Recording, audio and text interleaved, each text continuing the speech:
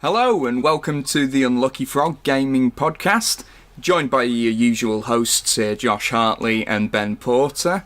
And today we are joined by Brandon Rollins, a game designer and, community manager for a Discord channel supporting other game designers. Is that correct?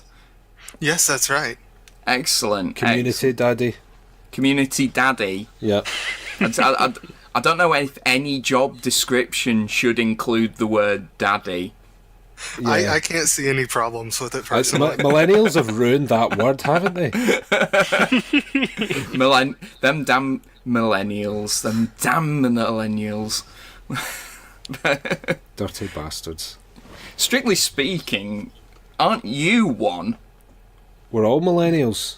I'm not a millennial. No, you are. A millennial's defined as anyone who comes to adulthood in the early 21st century. So you're on the bandwagon, mate. Has that just ruined your day? Moving on.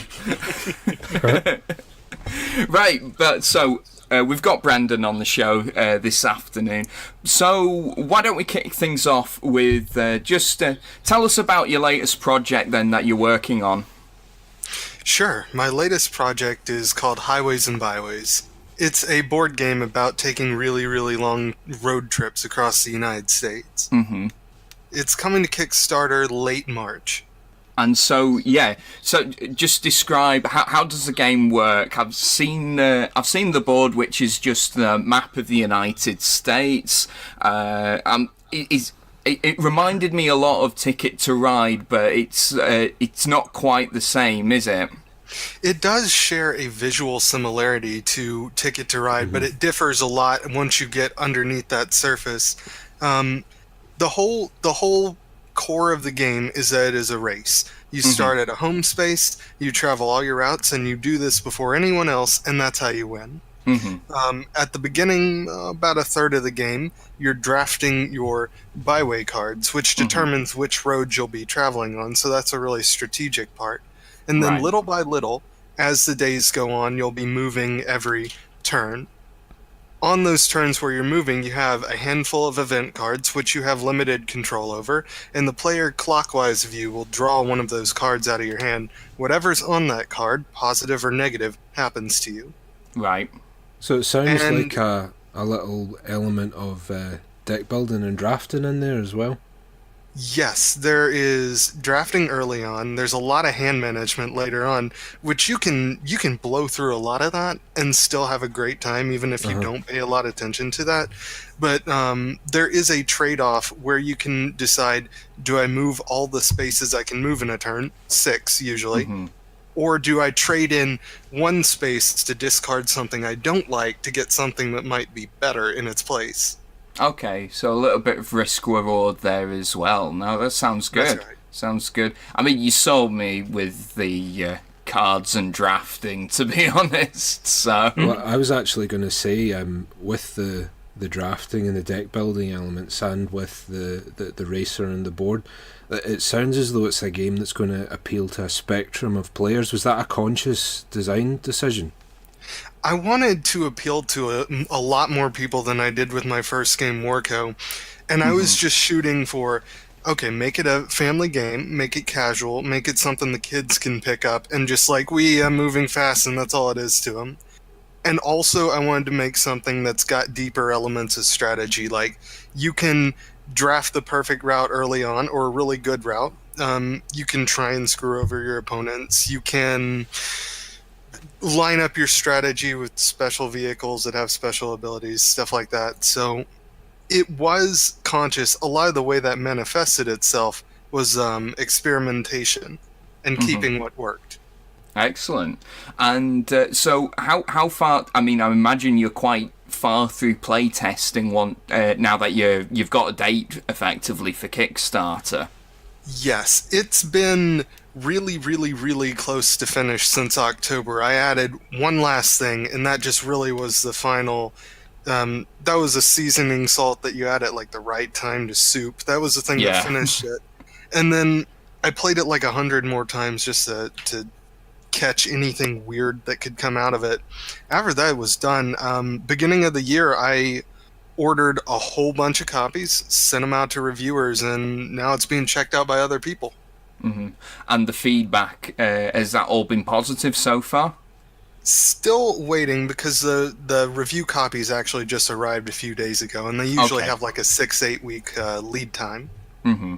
But I've had lots of really good feedback from playtesting. Excellent. It must be quite nerve-wracking, that period between sending out your review copies to hearing back from your reviewers.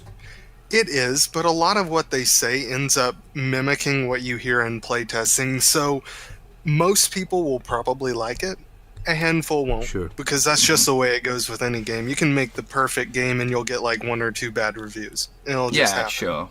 No, good stuff. Good stuff. Mm-hmm. So, this isn't your first crack at Kickstarter, is it? Did you your previous project you funded through that as well? Is that right?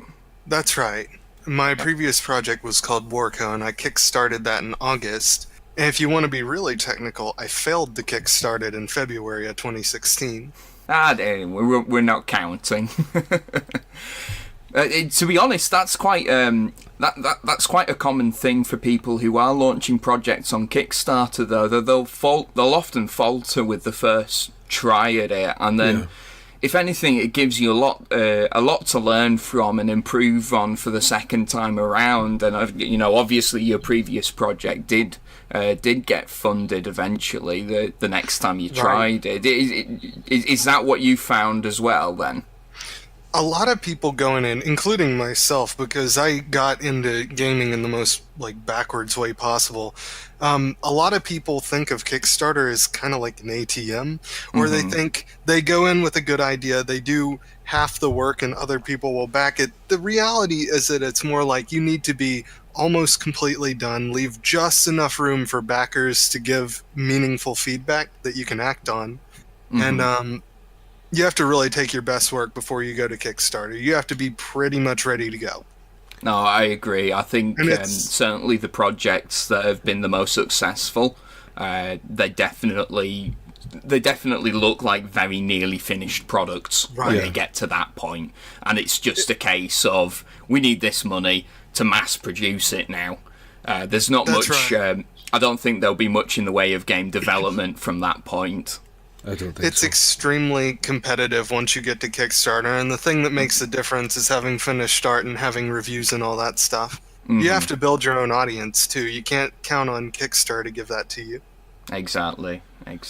So, one of the things that we've noticed when we've spoken to a number of independent game designers is that timing is a crucial part of Kickstarter, and there's definitely been a trend recently for larger companies like Cool Mini or Not, Privateer Press to use Kickstarter to launch some of their games. Is that something that you've had to consider? Are any of the heavy hitters coming around your release window?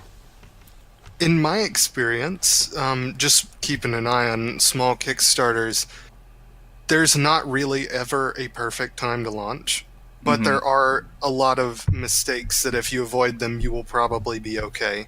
Or you will have probably done about as good as you could potentially do.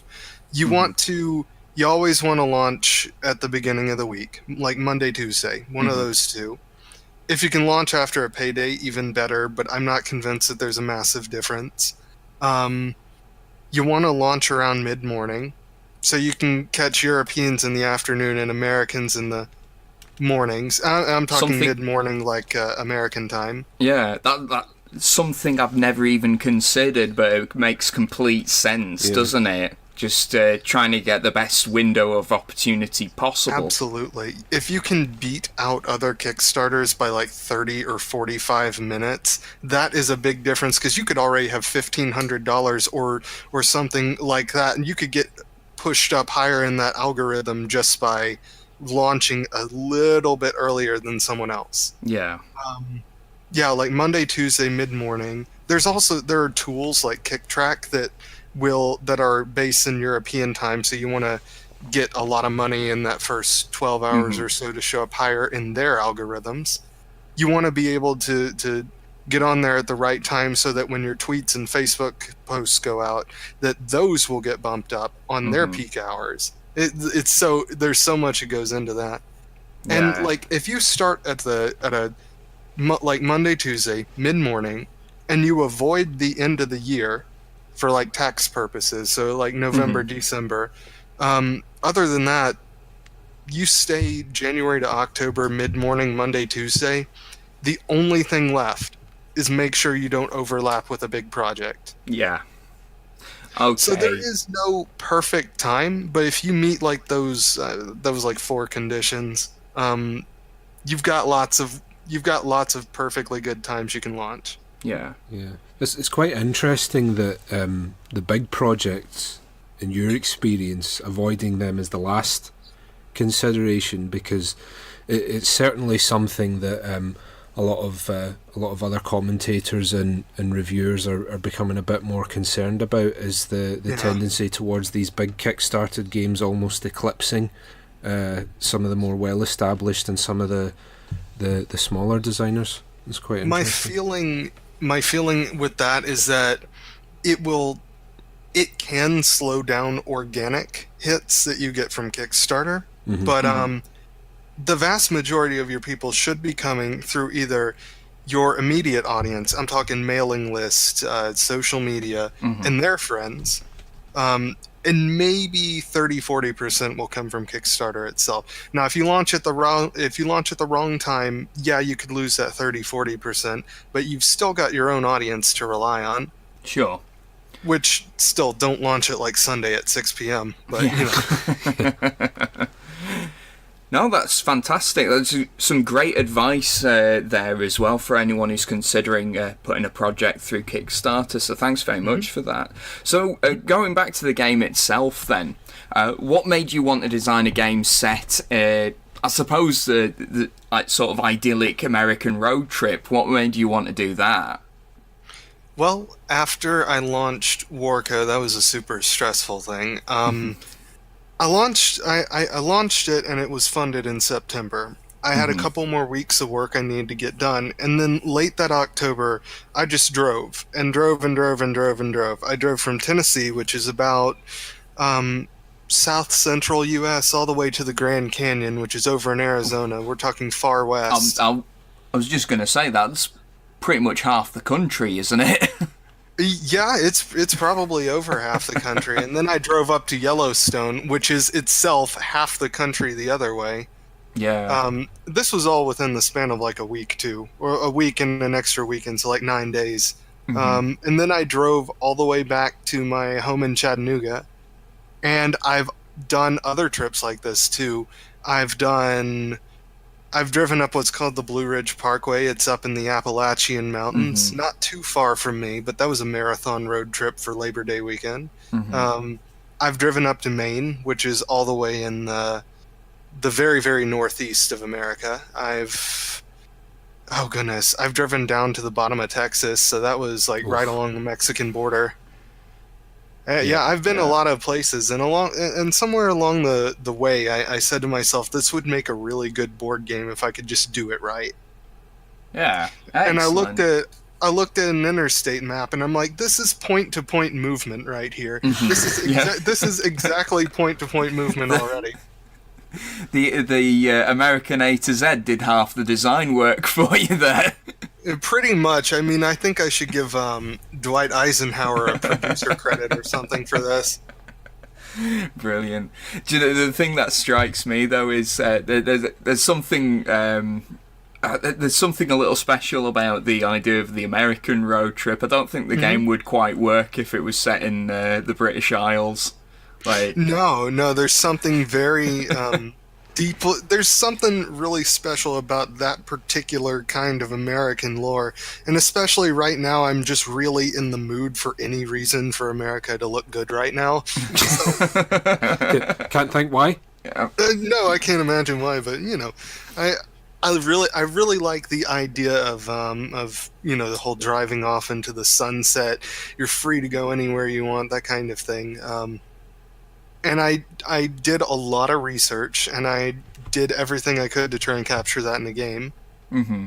Like, I have a shoebox full of travel brochures that I have looked through for inspiration.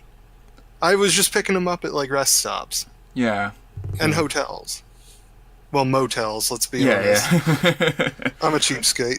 Yeah. It's quite interesting what you're saying, Brandon, about trying to capture that idyllic feel of riding off into the sunset, because although we're joking about trying to make America look good at the moment, one of the things that a lot of historians say is that during particularly tumultuous times throughout history, there's a direct relationship between the strife in the world and the tendency towards people to seek out nostalgic things. I mean, That's true. You've got that in the 50s. There's a huge culture of nostalgia, particularly in America, and then you had the imminence of we had the Cold War going on in the background. So I say all that to say, did you want to create something that was almost a little bit counterculture, trying to remedy a bit of the nastiness going around at the moment? No, that was just a happy accident. I had the idea for this game. Well, actually, yeah, I guess things were already getting weird. But I had the idea for this game before things got really, really heated up. Yeah. Mm-hmm. It just happened that way to time it. Well, I actually had a brief moment. I'm like, oh, I hope people still like America when I kickstart this. I'm like, I hope they still like us. I think I think that image of the American road trip riding off into the sunset, that's it's so rooted in pop culture and movies, TV that you watch. I don't think that's ever going to go away. It's completely devoid of politics as well. Yeah, so it's absolutely. not like you're going to offend anyone with that. I mean, if you're offended by that, then you really are too sensitive. You need to get a hobby, I think. No, that's fantastic. So, have we got a definite start for the Kickstarter? You mentioned end of March. So I have one in my head, but I need to do a handful of things before I actually say a date online. That's fair. Well, I'm sure we'll let our listeners know when that's going to happen, and you'll be posting it all over social media. So Absolutely. that's Highways and Byways. Keep an eye out end of March for that one launching on Kickstarter. So if you like nostalgia and you like road trips, Brandon's got you covered. Yep. If you like bright colors, really. I was There's a lot saying of to really Ben bright before we colours started in there. recording, I really like the look of it. It's just it's just really easy on the eye, which it sounds like such a silly thing to say, but when this hobby is really tactile and really aesthetic, so I think getting that right is a very important part of it as well. So kudos for that. I really like the art direction and the style of the game. There's a very specific style we wanted to capture. There was a brief moment in our history where road travel got really affordable, and this lined up with the time when colors were really bright in just like everything. We're talking late 60s, early 70s. Yeah. I took some old postcards and I say to James, I'm like, what can you do with this? And he says, I've got you covered, and cranks out everything that you see online. Brilliant. Well, that's end of March, folks, so keep an eye out online and keep an eye out on Kickstarter. So thanks very much for that, Brandon. So I suppose the other thing that we were really wanting to speak to you about is the Discord channel that you have established and fostered, helping supporting other game developers, well, throughout the world, I guess. Is that right? Yes, I've got people from all over the place in the Discord server. Excellent. Mate, what's the official name of the Discord server? It's maybe worth mentioning that. One moment while I click on my Discord server. Pangea Games. Pangea Games, that's the official name of it on there. Pangea Games. And how many people have you got involved in the channel right now then? 1,070 last time I looked. Ooh. Yeah, it kind of surprises me too. Yeah, no, that's fantastic. So is everyone on there a games developer, or have you got people who just purely play test and review and just give advice? Anybody is welcome to join. I would say probably about half are game developers, board and video games, the lion's share being board games, because that's what I do. Yeah. We've got bloggers and podcasters. We've got Twitch streamers. We've got folks who just like playtest and stuff too, and a handful of personal friends in there just to keep things spicy. Excellent. I like it spicy. Yeah. And how long's it been going for now then? In its earliest versions, it's been around about a year, but I didn't start pushing it until the very end of June of 2017. Excellent. So it had about 50 people before I started really pushing it. Right. And now it's grown and grown and grown. So what made you want to start that then? What was the thought process behind that? Oh my goodness, I'm trying to actually access the part of my brain that was active right then. For a while, I just thought it would be cool just to have a big room where we would have game developers talk about making games. So I just decided, well, I'm going to DM all my Twitter followers and see what happens. I just started doing that. I just started DMing everybody by hand on the main account and the Warco account and the Byways account. Just saw how many people I could invite and gradually grew very big just from DMing people. Yeah. So can you tell us about any of the projects that have been underway since the channel started, or is this top secret stuff? Personal projects or projects that I've seen grow throughout the Discord? Both, really. I have seen, man, I like even giving you an exhaustive list would take a long time, but I've seen a couple of games just like really grow in the time that I've been in here. I've seen Vandev's game, State of Wonder. I've seen that grow really fast, and that's been exciting to watch. Yeah. I've seen Adam Leamy's game, Spectrum Force. I've seen that grow since I've been in there. Yeah. Oh goodness, I've seen Smunchy's game, his Paths RPG, and that's going to be massive. Right. That's a gargantuan project. I've been watching him work with others on that. Excellent. Watch it. I've been watching a few gaming websites get a little attention too. Like I've been watching 21st Century Cardboard take off too. It's just a lot of stuff like that. Bigger and bigger people are starting to show up. One of the guys from Ding and Dent recently started getting active on there too. Excellent. Yeah. Oh, and as far as personal projects, my main thing has been push the Discord and push Highways and Byways, but I've got a lot of other stuff that I want to do in the near future. Let me see. I got a list. Yeah. I want to do a game jam. I want to do a game jam at some point. Which to anybody who's not aware of what a game jam is, that's pretty much you give people a really tight time frame, like 48 or 72 hours, and then you tell them a topic at the beginning of that time period, and you say, make a game based on this. Now I want to do this. If I can just get a handful of judges to do it for me so I can delegate, that's all I need.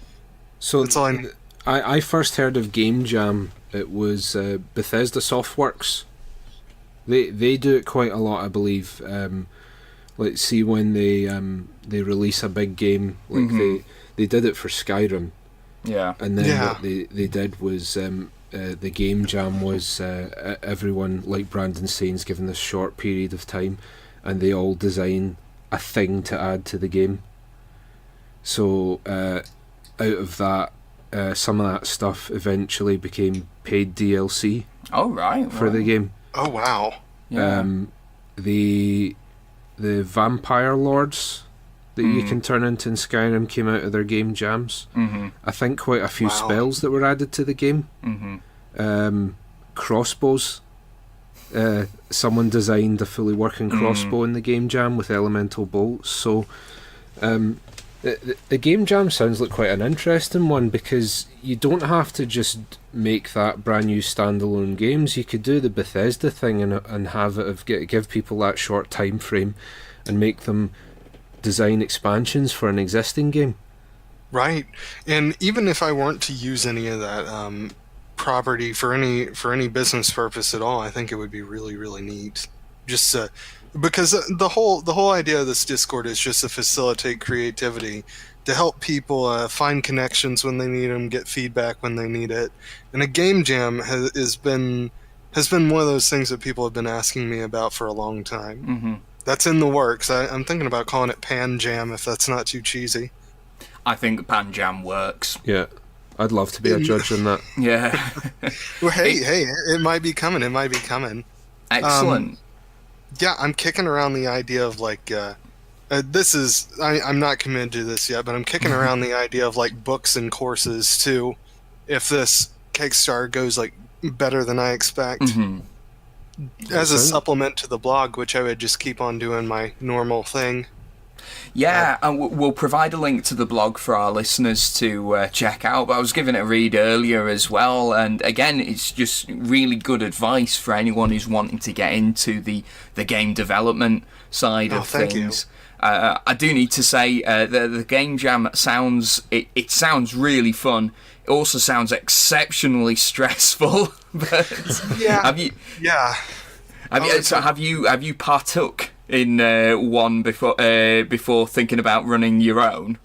No, believe it or not, because a lot of the reason I avoid game jams for now is because I try and stick on my one project and get it done. Yeah, that's fair. And that's also because I'm like, these are the kind of things that people pull all-nighters for. Like, no joke, people will stay up for 48 hours straight and they'll start making games like this. And I'm like, I gotta have a regular sleep schedule to be able to crank out the amount of stuff I'm doing. I'm absolutely the same. I think if I was to stay up for longer than 24 hours, I'd be so delirious I'd probably be able to hear colours by that point. So, which might be good when you're trying to make a game in a hurry. Who knows? Yeah, I mean, it'll probably certainly help with the getting the creative juices flowing. Some proper psychedelic abstract stuff. You look at Azul, that must have come out of a session like that. Oh, it may very well have. Yeah.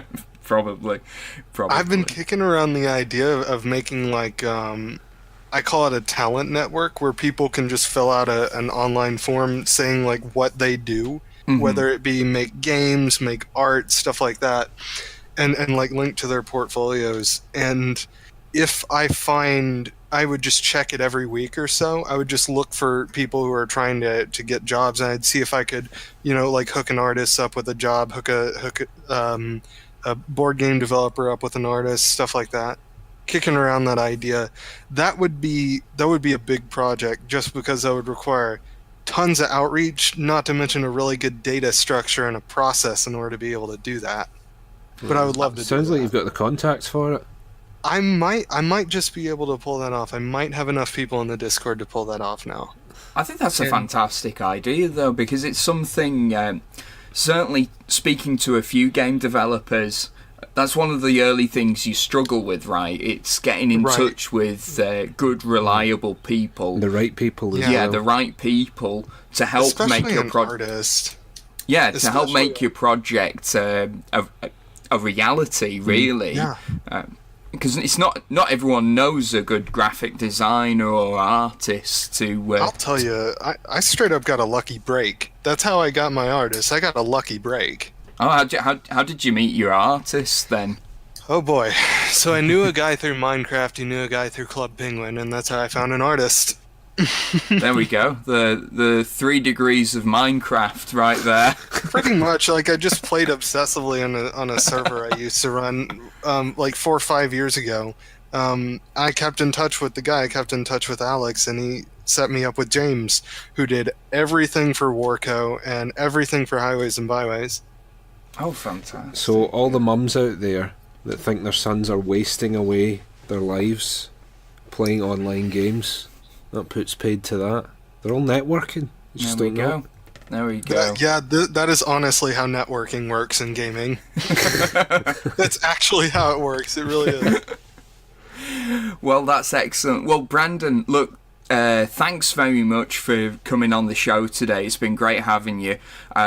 So, keep an eye out for Highways and Byways coming to Kickstarter in March.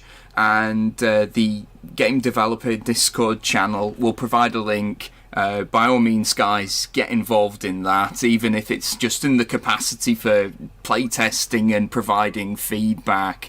Even if you're not a game developer, I'm sure I'm sure anyone's more than welcome, as you just said earlier, Brandon. Absolutely. Fantastic. Well, look, guys, we'll bring this week's episode to a close, so thanks very much for listening, and we'll catch you next time. Cheers. Bye.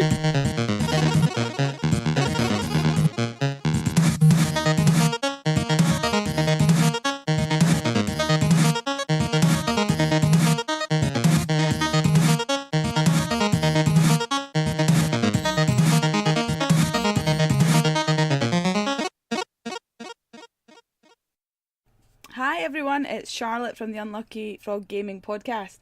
Thank you so much for listening. Be sure to follow us on Facebook and Twitter. All you need to do is search Unlucky Frog Gaming. You can also show your support for the Unlucky Frog through Pod Pledge and Patreon. To find out more information about how to get involved that way, check out our website www.unluckyfrog.com. Thanks, bye!